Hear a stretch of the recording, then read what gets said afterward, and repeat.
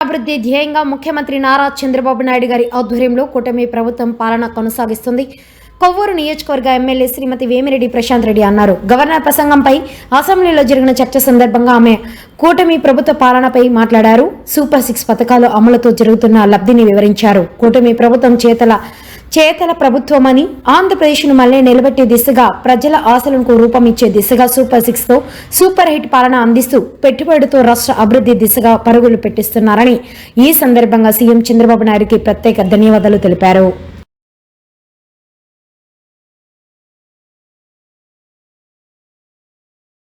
రాష్ట్రాన్ని మళ్ళీ గాడిలో పెట్టి మొదలుపెట్టింది అధ్యక్ష. ఈ ప్రభుత్వం ఎన్నో అడ్డంకులు, కుట్రలు ఎదురైన ఆంధ్రప్రదేశ్ బ్రాండ్ మళ్ళీ నిలబెట్టింది అధ్యక్ష. ప్రజల నమ్మకాన్ని తిరిగి గెలుచుకుంటూ స్వర్ణాంధ్ర విజన్ 2047 ద్వారా తలసరి ఆదాయం 55 లక్షల పెంపునకు బాటలు వేస్తుంది అధ్యక్ష. అలాగే 20 నెలల్లోనే సూపర్ 6 హామీలు 90% వరకు నెరవేర్చిన స్వర్ణాంధ్ర సాధన దిశగా ధైర్యంగా ముందుకెళ్తుంది అధ్యక్ష. ఈ ప్రభుత్వం మాటలతో కాదు, పనితో మొదలైంది అధ్యక్ష. సూపర్ 6 సూపర్ హిట్ పథకాలు ఇవి కాగితాల మీద ఉన్న హామీలు కాదు అధ్యక్ష, ప్రజల జీవితాల్లో కనిపిస్తున్న మార్పులు అధ్యక్ష. తల్లికి వందనం ఈ పథకం ప్రతి తల్లి ముఖంలో చిరునవ్వు తెచ్చిన పథకం అధ్యక్ష. ఎందుకంటే ఒక తల్లికి 3 పిల్లలుంటే ఆ తల్లి ఒక బిడ్డని చదివించుకొని, ఇంకో బిడ్డని కూల్ చేసుకొని చదివించుకొని, ఇంకో బిడ్డని పనికి పంపే వైనం ఉండింది అధ్యక్ష ఇంతకు ముందు.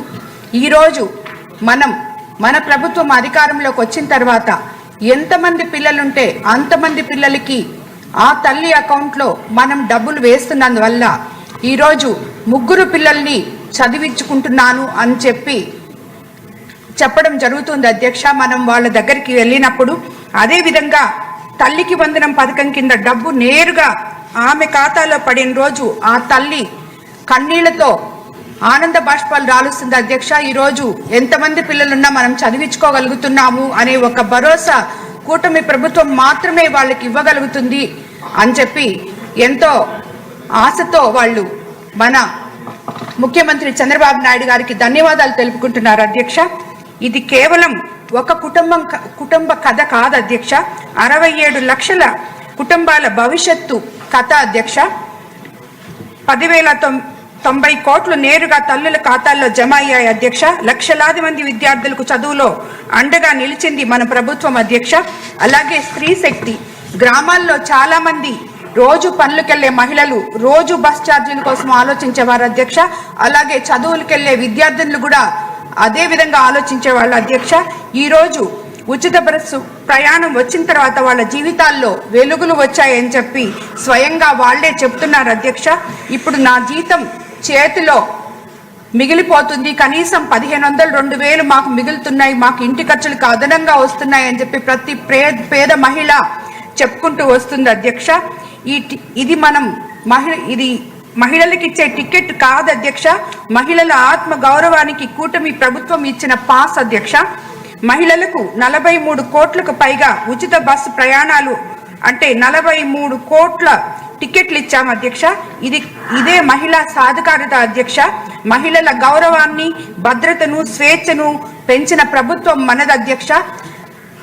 అదే గత 5 సంవత్సరాల్లోనే కాకుండా తిరిగి ఇప్పుడు కూడా మనము ఏ రకంగా మహిళల భద్రతని, భవిష్యత్తుని ముందుకు తీసుకెళ్లాలని చూస్తున్నారో మన ముఖ్యమంత్రి చంద్రబాబు నాయుడు గారు, ప్రతిపక్ష పార్టీ వాళ్ళు ఏ రకంగా మహిళల్ని కించపరచాలో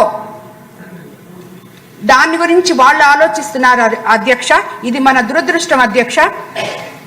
అలాగే దీపం పథకం 2 ఉమ్మడి ఆంధ్రప్రదేశ్లో 1999వ సంవత్సరంలో దీపం పథకం కింద కట్టెల పొయ్యికే పరిమితమైన ప్రజలకు గ్యాస్ సిలిండర్లు పరిచయం చేసి ప్రోత్సహించిన ఘనత ముఖ్యమంత్రి చంద్రబాబు నాయుడు గారి అధ్యక్ష.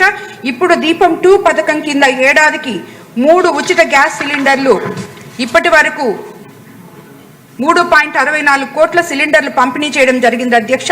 ఫిబ్రవరి 8, 2026 వరకు 2,891 కోట్ల వ్యయం చేయడం జరిగింది అధ్యక్ష.